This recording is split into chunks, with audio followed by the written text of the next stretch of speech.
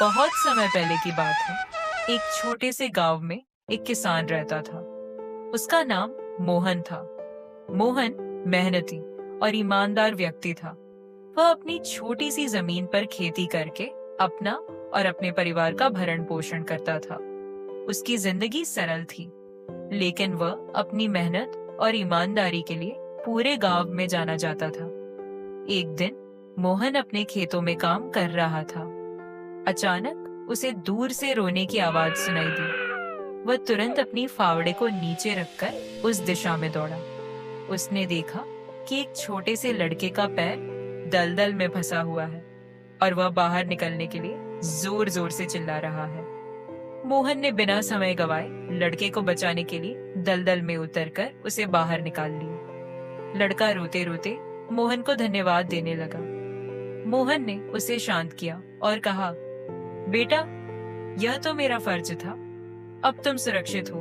घर जाओ और ध्यान रखना कि भविष्य में ऐसी जगहों से दूर रहो। लड़के ने मोहन का आभार व्यक्त किया और अपने घर की ओर चला गया। अगले दिन सुबह मोहन के दरवाजे पर एक बड़ा और सुंदर घोड़ा खड़ा था।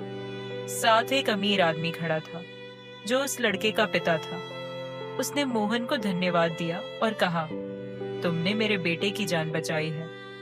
मैं तुम्हारा कर्जदार हूँ। तुम जो भी चाहो मुझसे मांग सकते हो। मोहन ने विनम्रता से कहा, मैंने सिर्फ अपना कर्तव्य निभाया। मुझे आपके धन या संपत्ति की जरूरत नहीं है।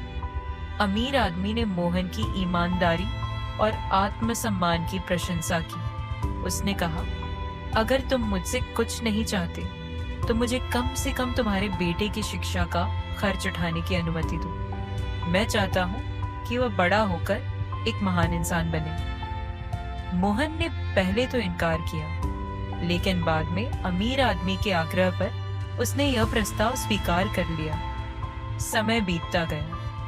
मोहन का बेटा रमेश पढ़ाई में बहुत अच्छा था। उसने अपनी मेहनत और लगन से उच्च शिक्षा प्राप्त की और एक बड़ा वैज्ञानिक बन गया। उसी लड़के के कारण जिसे मोहन ने बचाया था, रमेश को इंग्लैंड में पढ़ाई का अवसर मिला। रमेश ने वहां पर दुनिया को बदलने वाले कई आविष्कार किए। नैतिक शिक्षा। इस कहानी से हमें यह शिक्षा मिलती है कि सच्चे कर्म का फल हमेशा मिलता है। यदि हम बिना स्वार्थ के दूसरों की मदद करते हैं तो ईश्वर हमें अप्रत्याशित रूप से आशीर्वाद देते हैं।